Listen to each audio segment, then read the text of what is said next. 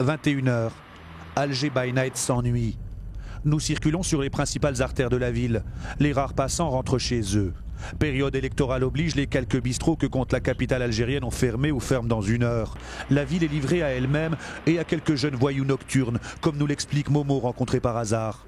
Quand il y a le problème de finance, il y a de la violence. Toute la journée, il ne travaille pas, il n'y a rien à faire. Qu'est-ce qu'il va faire, le mec? Il va agresser, il va violer, il va faire n'importe quoi. Parce que c'est le manque. Mais s'il trouve une occupation, il ne va pas faire ça. Le manque, le mot est lancé.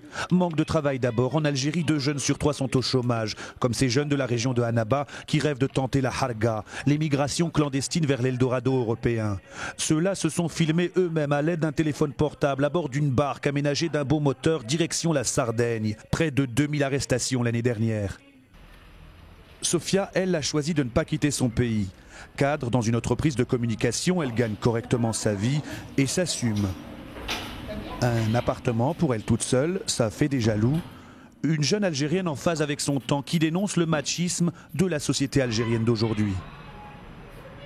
C'est une agression chaque jour, au quotidien, et qui est horrible parce qu'à un moment donné, elle fait partie de la normalité. C'est-à-dire quand on te traite de pute, ça passe dans la normalité. Et parfois devant les flics. Ce qui est terrible, c'est que les flics cautionnent ça. Moi, je me suis retrouvée dans des situations abracadabrantes où je disais aux flics, regarde, il dit, que veux-tu que je te fasse? Tu t'es vu comment tu es habillée? Je suis pas habillée avec la petite mini-jupe à ras des fesses.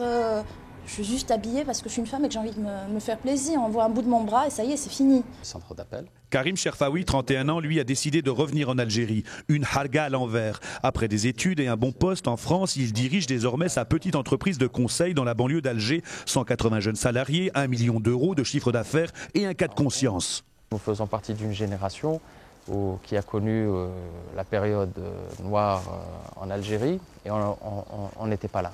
Donc si vous voulez, il y a en quelque sorte un cas de conscience qui s'est développé et l'idée c'est de dire nous n'étions pas là quand il le fallait, peut-être maintenant il est temps de réparer en essayant de développer les choses pour que ça ne se reproduise plus.